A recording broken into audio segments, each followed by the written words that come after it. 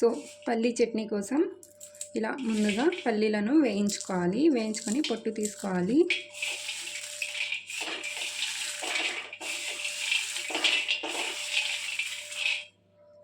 ఇలా రబ్ చేస్తూ ఉంటే దీని పొట్టు మొత్తం పోతుంది. వీటిని లో ఫ్లేమ్లో ఒక 10 to 15 మినిట్స్ వరకు లో ఫ్లేమ్లోనే వేయించుకోవాలి.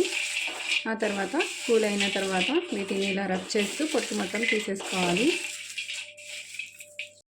ఓకే అండి. సో పల్లీలు ఇలా మొత్తం పొట్టు తీసుకున్న తర్వాత ఇప్పుడు ఒక స్ట్రైనర్లో వేసుకొని ఇలా చేస్తే మొత్తం పొట్టు మొత్తం పోతుంది. సో బయట వెళ్ళి క్లీన్ చేసుకునే పని లేకుండా ఇంట్లోనే క్లీన్ చేసేయచ్చు.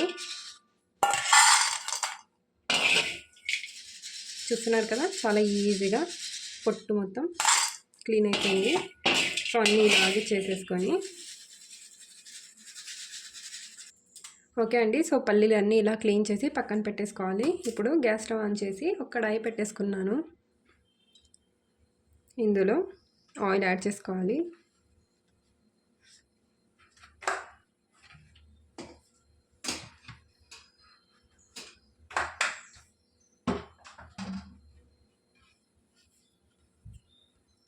ఆయిల్ హీట్ అయిన తర్వాత ఇలా కట్ చేసి పెట్టుకున్న ఆనియన్, సో ఇక్కడ ఒక మీడియం సైజ్ ఆనియన్ తీసుకున్నాను.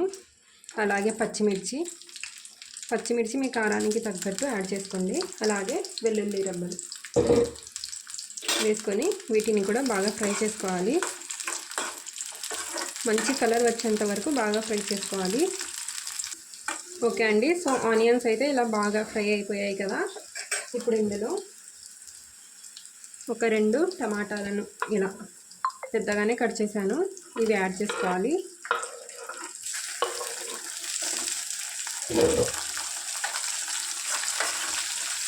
సో ఇప్పుడు ఈ టమాటాలు బాగా మెత్తగా మగ్గేంత వరకు కుక్ చేసుకోవాలి.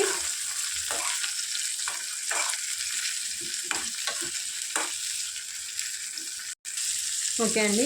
సో టమాటాలు ఇలా బాగా మగ్గిపోయిన తర్వాత ఇందులో ఒక గోలీ సైజ్ అంతా చింతపండు యాడ్ చేసుకోవాలి. యాడ్ చేసుకొని గ్యాస్ ఆఫ్ చేసేయాలండి. గ్యాస్ ఆఫ్ చేసి ఇది మొత్తం చల్లగా అయ్యేంత వరకు పెట్టేయాలి. సో ఇక దీన్ని గ్యాస్ ఆఫ్ చేసి చల్లారనివ్వాలి. సో ఇది చల్లారేంత వరకు మనం ఫ్రై చేసి పెట్టుకున్న పల్లీలను గ్రైండ్ చేసుకోవాలి. ఇందులో ఏం యాడ్ చేయటం లేదండి. సో ఓన్లీ పల్లీలనే గ్రైండ్ చేస్తున్నాను. సో టమాటా పల్లీ పచ్చడి కోసం ఎక్కువ పల్లీలను యూస్ చేయకూడదండి. జస్ట్ ఇక్కడ చూస్తున్నారు కదా, చిన్న కప్ అన్నమాట ఇది. ఈ చిన్న కప్పుతో ఒక కప్పు కన్నా కొద్దిగా తక్కువనే ఉన్నాయి కదా. సో ఇన్ని యాడ్ చేసి గ్రైండ్ చేసుకోవాలి. మనం ఎక్కువ వేసేస్తే మొత్తం పల్లీ టేస్టే వస్తుందండి. సో అందుకని ఇలా కొద్దిగానే వేసి గ్రైండ్ చేసుకోవాలి. ఓకే అండి. సో ఇలా గ్రైండ్ చేసి పక్కన పెట్టేస్తున్నాను. ఇది ఇంకా చల్లారలేదండి. సో ఓకే అండి. సో చల్లారిన తర్వాత టమాటాలు, పచ్చిమిర్చి, ఉల్లిగడ్డ అన్నీ ఇందులో వేసుకొని గ్రైండ్ చేసుకోవాలి. సో చూస్తున్నారు కదా, పల్లీలను అయితే ముందే గ్రైండ్ చేసుకున్నాము. ఇప్పుడు ఇవే పల్లీలలో మనం ఫ్రై చేసి పెట్టుకున్న టమాటాలు కూడా వేసి గ్రైండ్ చేసుకోవాలి.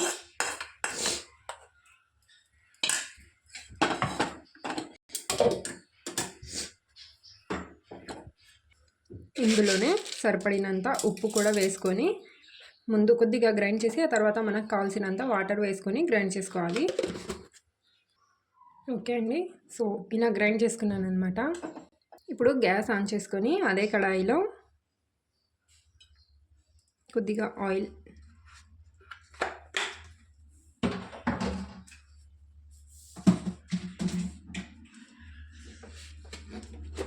అలాగే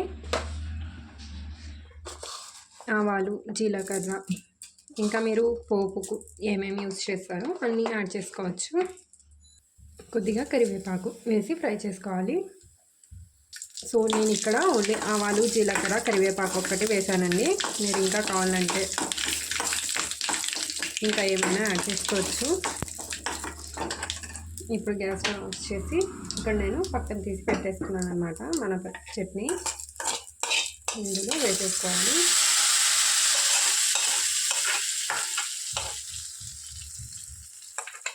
సో చూసారా చాలా ఈజీగా మన టమాటో పల్లీ చట్నీ అయితే రెడీ అయిపోయింది. దోశల్లో చాలా బాగుంటుందండి. ఇలా ఒకసారి చేసి చూడండి ఓకేనా.